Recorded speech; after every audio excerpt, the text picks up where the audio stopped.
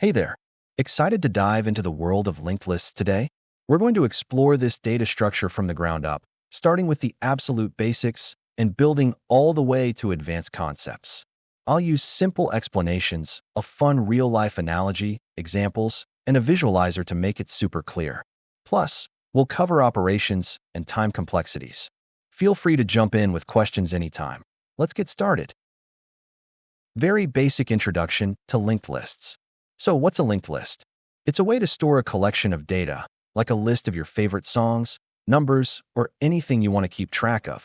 You might know about arrays, which are one way to store data, but a linked list is another approach, and it's pretty cool because it's flexible. A linked list is made up of nodes. Think of each node as a little box that holds two things. Data, the actual value you're storing, like the song title Bohemian Rhapsody. Next pointer, a direction that points to the next box in the chain. The first node is called the head. It's where the linked list begins. The last node has a next pointer set to the end, which means there's nothing after this. That's the end of the list. Here's a quick example. Node 1. Bohemian Rhapsody data points to Node 2. Node 2. Imagine data points to Node 3. Node 3. Hey Jude data points to the end. This is a singly linked list, where each node only points to the next node. There's also a doubly linked list, where nodes point to both the next and previous nodes, but we'll explore that later. Building intuition with a real-life analogy. Let's make this fun with a real-life analogy to build intuition. Imagine you're on a treasure hunt. You start at a spot with a clue, the head of the linked list. This clue tells you two things. The treasure at this spot, like a gold coin, that's the data. Where to go next, like head to the old oak tree. That's the next pointer. At the oak tree, you find another clue with a new treasure, say a ruby, and directions to the next spot. Maybe go to the lighthouse. You keep following these clues, each one linking to the next, until you reach a spot that says, no more clues. That's the end pointer, the end of the hunt. This treasure hunt is like a linked list because each clue, or node, has a treasure, which is data, and a direction, which is the next pointer. You can only move forward from one clue to the next, just like a singly linked list. If you want to add a new clue, you just update the directions at one spot. No need to rearrange the whole hunt. Contrast this with an array, which is like a fixed row of lockers. Each locker holds a treasure, and they're numbered 0, 1, 2, and so on.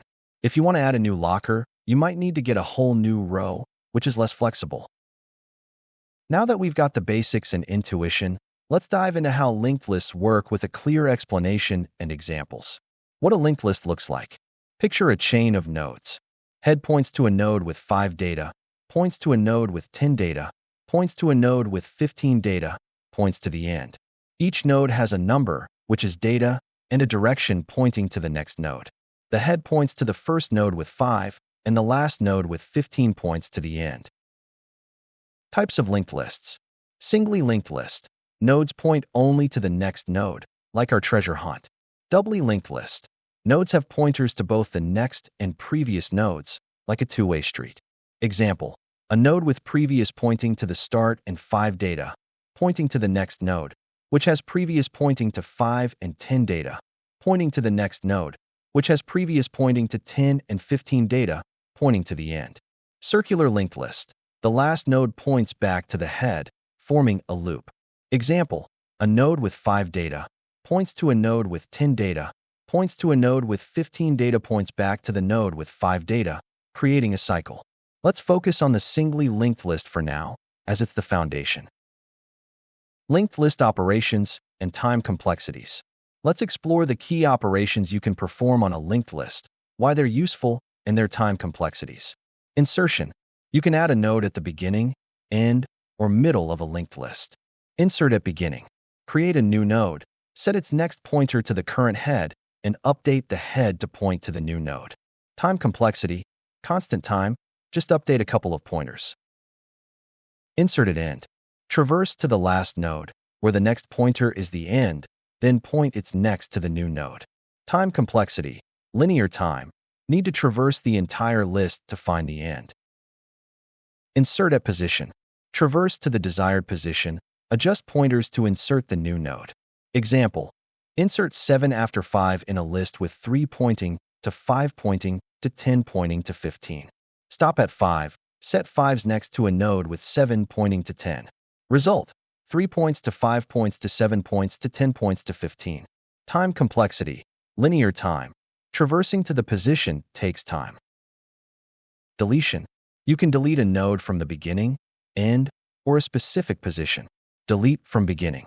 Move the head to the next node.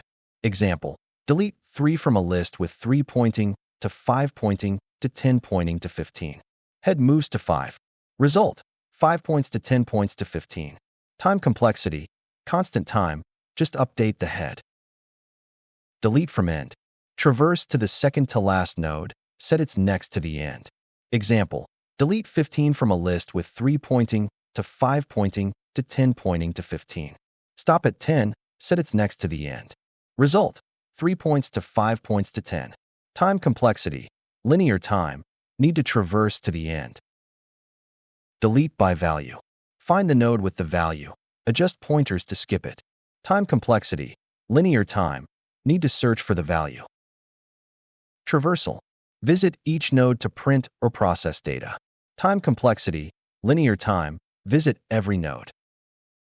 Search. Find a node with a specific value. Example: search for 10 in a list with 3 pointing to 5 pointing to 10 pointing to 15. Traverse until 10 is found. Time complexity: linear time, worst case, check every node.